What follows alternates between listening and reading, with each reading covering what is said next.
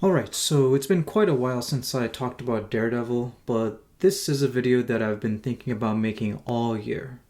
And as the year has gone by, a lot of stuff has been happening. As far as Daredevil's concerned, we've gotten some news, some announcements, some leaks, and some rumors. As for me, just to make it simple here, because of a lot of stuff going on around the world, I've made the decision to cancel my Disney Plus subscription.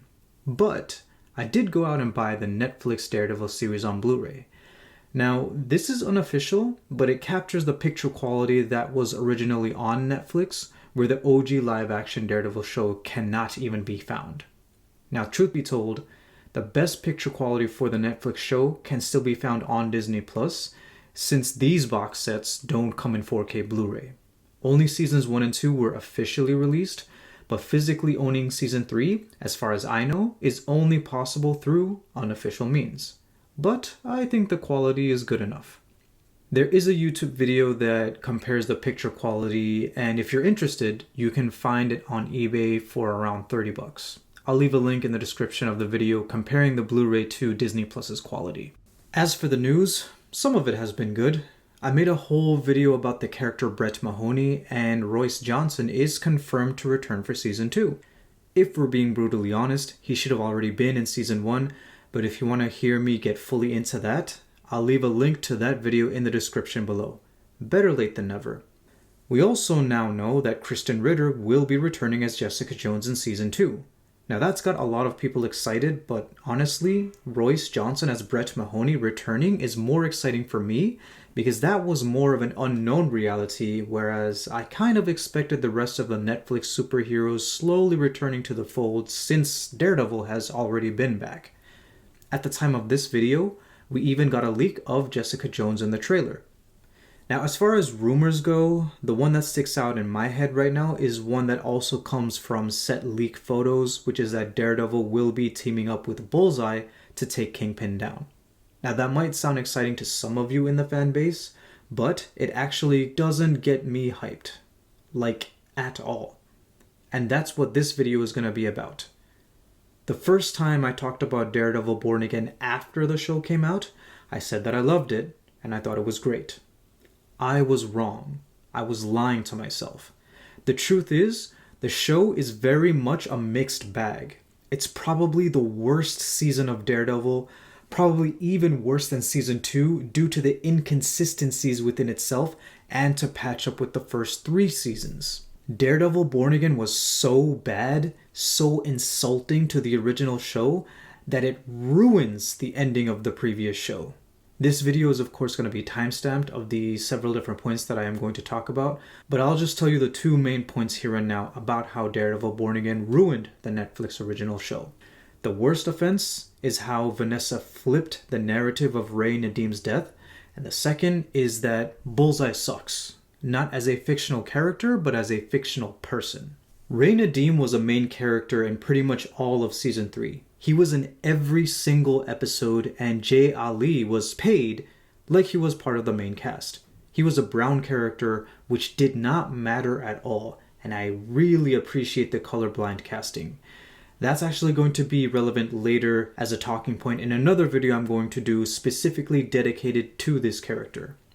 I've seen some commentators say that Nadeem was kind of symbolic to Jack Murdoch, in that the last thing he did before he died was to show pride for his son. Something along those lines, anyway. I guess I can kind of see that. Now, season 3 of Daredevil was portraying the downward descent of the FBI into Kingpin's grip, and as the show went on, it is revealed how early Kingpin had his eyes set on trapping Nadeem too. Shortly before his death, Nadeem admits to our protagonist, Matt, that he didn't come clean to the authorities because he was hoping to benefit from this situation despite the fact that he himself also hates Kingpin. Why didn't you blow the whistle when you watched your boss murder an agent? I don't know. Or when you saw Dex walk in that church, you didn't say a goddamn word when he murdered a priest? I don't know. Then why are we here? Because I took the damn faith!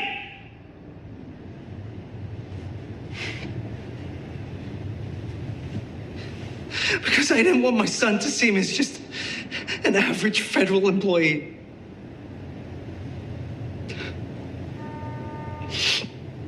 I messed up. I destroyed my life.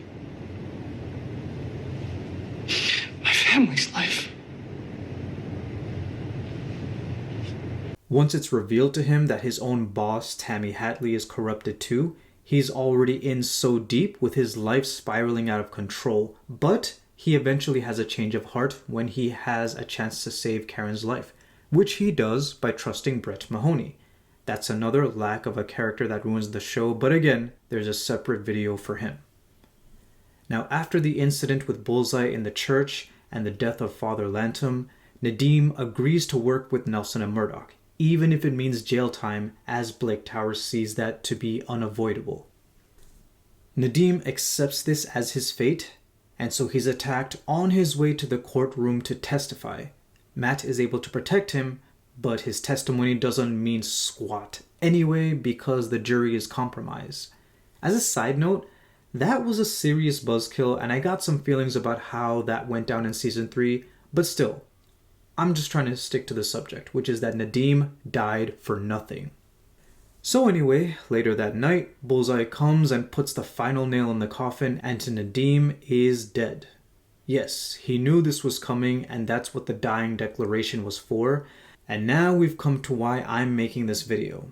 Thanks to Born Again, aka Season 4, practically all of Season 3 has become meaningless. The first subtle reference we got of Nadeem in Season 4 was Kingpin telling Matt in the first episode that he kept his promise. About your friend. I had nothing to do with his death. I kept that promise. But now the Kingpin is back. No, he's not. So first of all, and I'm gonna get into this more later, no, he has not kept his promise. This is what I don't get. The deal between Daredevil and Kingpin was that he goes back to prison, lives the rest of his life there, keeps Daredevil's identity a secret, does not hurt Karen or Foggy or anyone, otherwise Daredevil will come out and prove that his wife ordered the murder of Ray Nadeem. So no, Mr. Kingpin, in this span of 5 or 6 years, however long it's been, if you found a way to worm yourself out of prison, you broke the first clause that Daredevil demanded out of you. And that's the thing. Like, where were Matt, Foggy, and Karen all this time? Kingpin pulling some bullshit like this would make sense if the blip was factored into it. Like, if Kingpin himself, or Matt, or Vanessa, or any combination of these characters were snapped so that one or both of the villains would try to pull strings to get their way out of the justice system, that would make sense. But the story does not employ the snap at all. As far as we know, none of the characters were blipped. They were all there this whole time.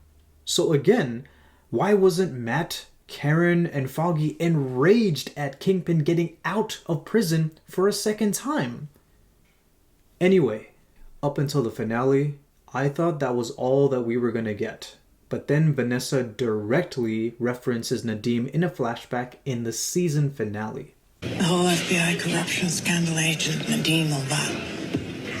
It's why my husband was acquitted. Are you kidding me? Are you friggin' kidding me? Where do I begin about how much this sucks? First of all, Kingpin's release can only be described as a bamboozling twist of events. Vanessa is sitting there telling Bullseye that Nadeem and the FBI corruption is how Kingpin got out? Isn't that what Nadeem's dying declaration was for? To re-incriminate Fisk? So Vanessa means to tell Bullseye, and the audience for that matter, that the evidence Nadeem put forth that got Kingpin locked up is the same evidence that got Kingpin out? What? That just goes to show one reason about how weak the explanation has been about Kingpin regaining his freedom.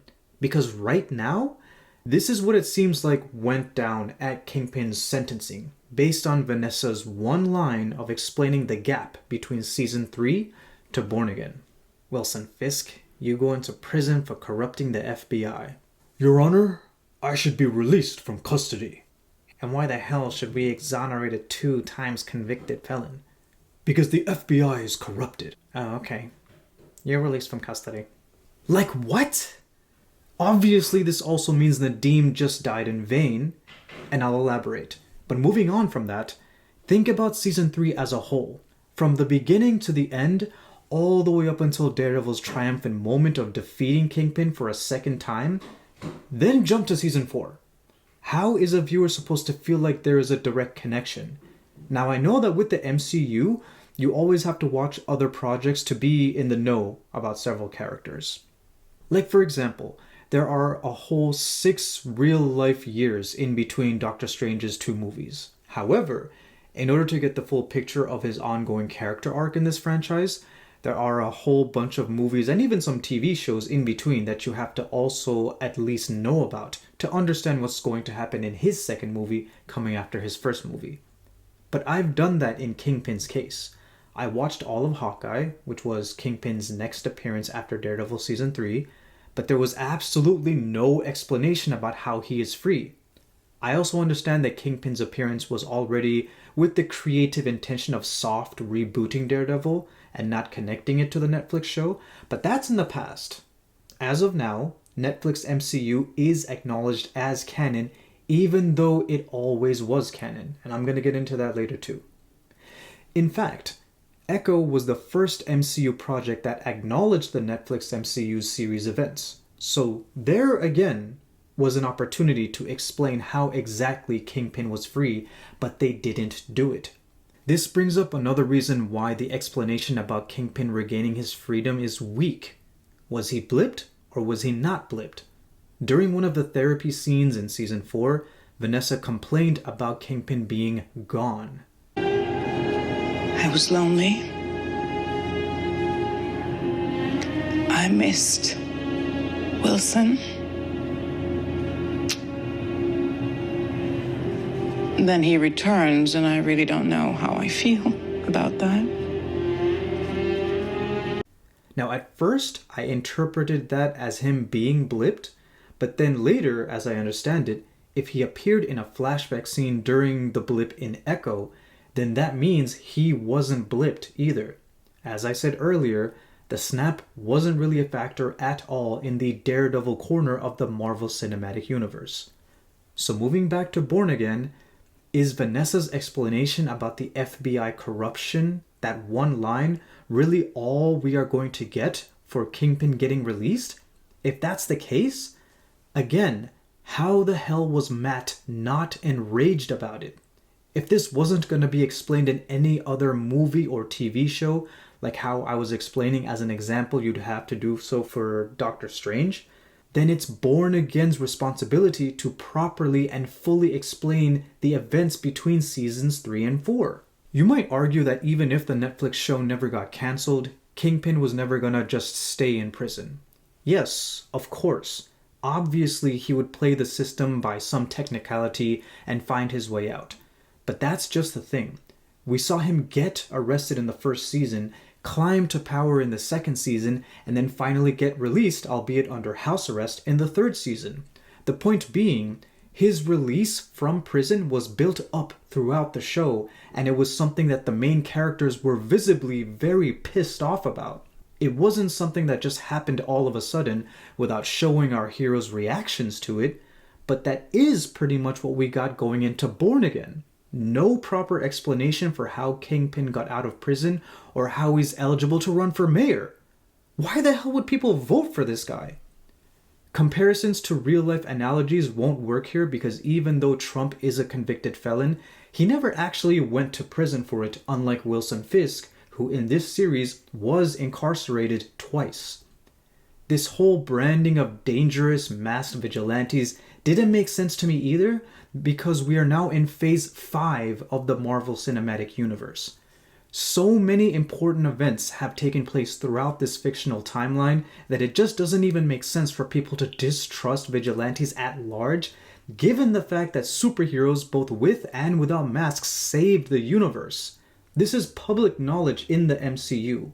So how is it that the Kingpin even has a platform to call people like Daredevil and Spider-Man, 2 vigilantes who have proven themselves saviors in New York City, to be public enemies in New York City? The deal was that Kingpin stays in prison for good or Daredevil exposes Vanessa's ordered hit on Nadeem. You will go back to prison, and you will live the rest of your miserable life in a cage, knowing you'll never have Vanessa. That this city rejected you. It beat you. I beat you.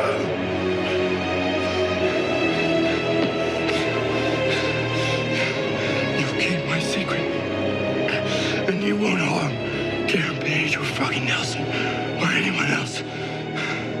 Because if you do, I will go after your wife. And I will prove Vanessa ordered the murder of Agent Ray Nadeem. And like her husband, she'll spend the rest of her life in a cell. Yet, the Fisks are able to pull some reverse psychology on the courts and use the FBI corruption to exonerate themselves instead of having that be the reason they're criminals, which is how Season 3 ends. So in the 6 or so years in between Season 3 and Born Again, if the Fisks are trying to do anything to weasel themselves out of the agreement, why wouldn't Nelson and Murdoch try to fight it?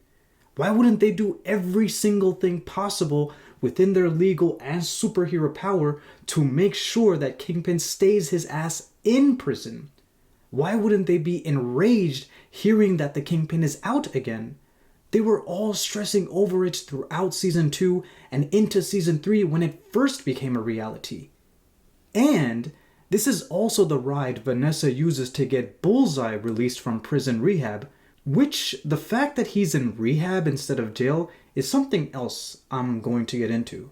But speaking of Vanessa, the one and only time we hear Nadeem's name is when Vanessa says it in the season finale flashback. This is so friggin' messed up for fans of the original show for so many reasons. Here's the clip again. The whole FBI corruption scandal agent Nadeem will bat. It's why my husband was acquitted. It's only fair it should benefit you too.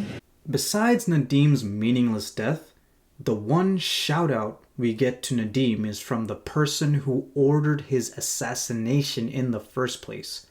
Vanessa Fisk. She orders the murder of Nadeem, then her husband the Kingpin is arrested for it, but ultimately she and her husband ended up getting away with it. And she is there to remind you, the audience, who appreciated the ending of Season 3, that she gets the final laugh at Nadeem's grave. Maybe the Fisks don't care about killing Nadeem's family, maybe Seema and Sammy are safe, but how are they supposed to feel knowing that all of the people responsible for Nadeem's death are free men walking among them? Or are Seema and Sammy nothing but plot devices, too minor of characters for their feelings to matter? Yes, I said all of the people responsible for Nadeem's death are free men. Going back to the one scene Nadeem was directly referenced was also the scene where Bullseye becomes free. First of all, this asshole ruthlessly murdered Nadeem along with countless others, yet he gets to be in a mental institution? Shouldn't he have been locked up at the Raft or something? That was some extremely white privilege on full display, which the showrunners either didn't think about, or that it actually is supposed to mean something that justice wasn't actually being served if Nadeem's killer wasn't locked away. Not until he gets released from rehab to kill Foggy Nelson. Only then is his crime of murder bad enough that he goes to prison. And sure, there are rumors about him teaming up with Daredevil to take Kingpin down next season. But here's the thing with that. Bullseye sucks. Not in the way he's written. His character arc is fine, if not playing up white privilege, but he sucks as a fictional person. I mentioned Matt's lack of rage earlier, but if Nadeem's meaningless efforts to lock Kingpin were skipping his mind earlier, there would be absolutely no time for him to think about Nadeem anymore after Bullseye killed Foggy.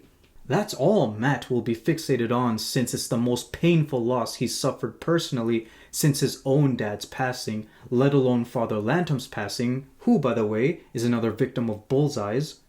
So yeah, I've seen the rumors and set footage of Daredevil teaming up with Bullseye and all that, But how Matt is able to put his pain and his pride aside in this case to make that team up happen is beyond me. But then again, here I am sitting and complaining about just one aspect of why I'm quite disappointed with Born Again already. Now, in the very first episode, Bullseye shows up and his first line is supposed to make you immediately think of season 3 because he's saying the same thing he said to Karen when he was wearing the Daredevil suit. Hello, Karen. It's nice to see you again.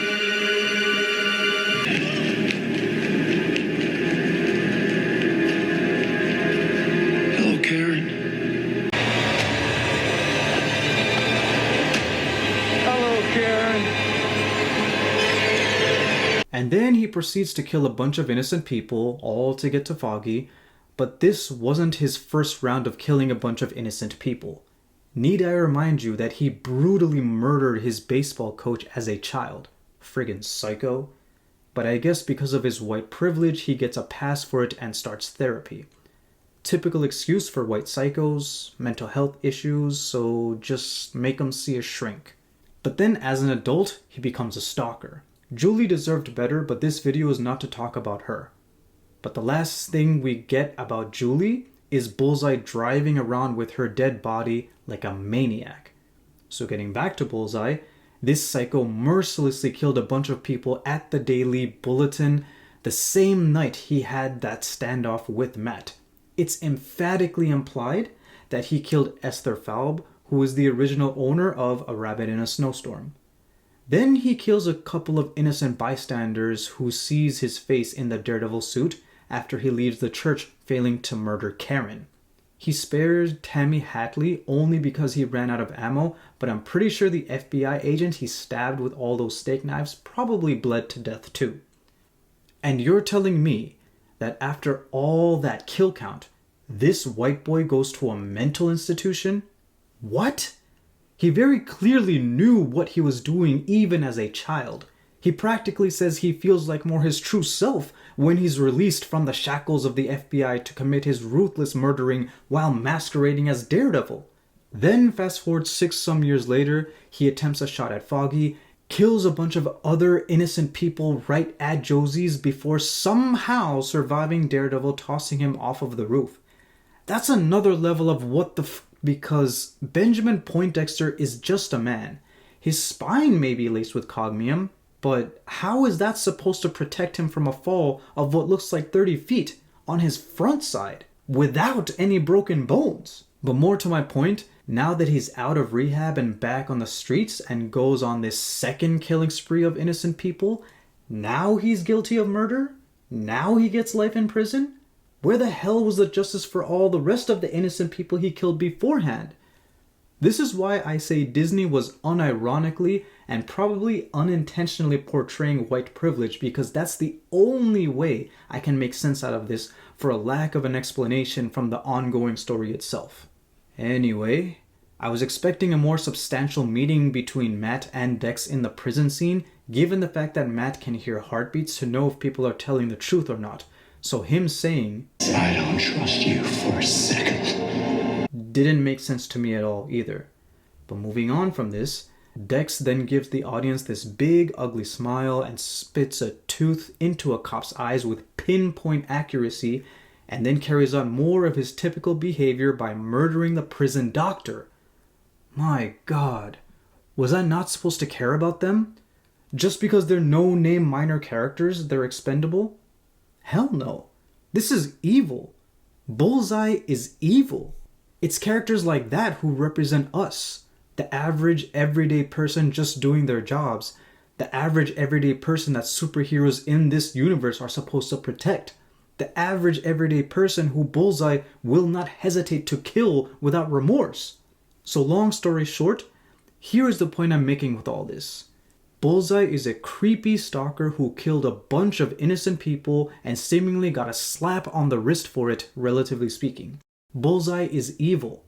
Bullseye sucks. So all the leaks and rumors of Daredevil teaming up with Bullseye to take the Kingpin down for Born Again Season 2, does that excite me? No! I don't want to see Daredevil teaming up with Bullseye. I want to see Daredevil team up with Spider-Man. I have been waiting for this team up for 10 years now, and Kingpin is actually supposed to be an enemy of Spider-Man's anyway. To hell with the Bullseye and Daredevil team up. I've said this before, but if Bullseye were to ever join a team, it should have been Dark Avengers or Thunderbolts, which is what we got. A team of people with special abilities or superpowers, but also questionable morals. It's too bad that Daredevil canonicity was in some sort of limbo for a while, but this makes me want to go off on a tangent now. As I said time and time again, ever since Disney got the filming rights back for Daredevil from Fox, who they later bought in 2019 anyway, the reboot was confirmed to be set in the Marvel Cinematic Universe, despite the fact that it would be a TV show instead of a movie. This was confirmed and it was known. I'm pretty sure you guys are aware of Marvel's brand new Daredevil Netflix TV series. The show is starring Charlie Cox as Matt Murdock Daredevil, and it was confirmed it is set in Marvel Cinematic Universe. Basically, it is part of Marvel Cinematic Universe. Basically, all of these TV shows take place at Marvel Cinematic Universe. We all know it. Vincent D'Onofrio will be playing Kingpin, and since these TV series are set in Marvel Cinematic Universe, this is Marvel's Kingpin. He is also Spidey's Kingpin. That's right. Marvel shows, once again, they take place at Marvel Cinematic Universe. It's not like DC who are recasting Flash for the Justice League movie. No, it's not like that with Marvel. These shows are actually taking place in the same universe. This was publicly known right from the beginning. The very first teaser trailer for Daredevil published on Marvel's official YouTube channel had the Avengers Tower in it. In 2019, two of the screenwriters for Avengers Endgame were asked in an interview if they'd consider adding the Netflix characters to the final battle. They had an answer ready and explained why the Defenders weren't added, but they never said anything about canonicity. They never said that the Defenders weren't a part of the same universe or the same story and therefore automatically wouldn't fit. All throughout Season 1, and especially right in the beginning, references to the first Avengers movie were made. In fact, that's what kicks off the events of Daredevil. Leland Owsley, Madame Gao, Nobu Yoshioka, Anatoly Ranskahov, Vladimir Ranskahov, and James Wesley gather on a rooftop under construction due to the Chitauri invasion that happened in Avengers 1. Wesley himself indirectly referenced Iron Man and Thor. Russians can't seem to handle one man running around in a mask.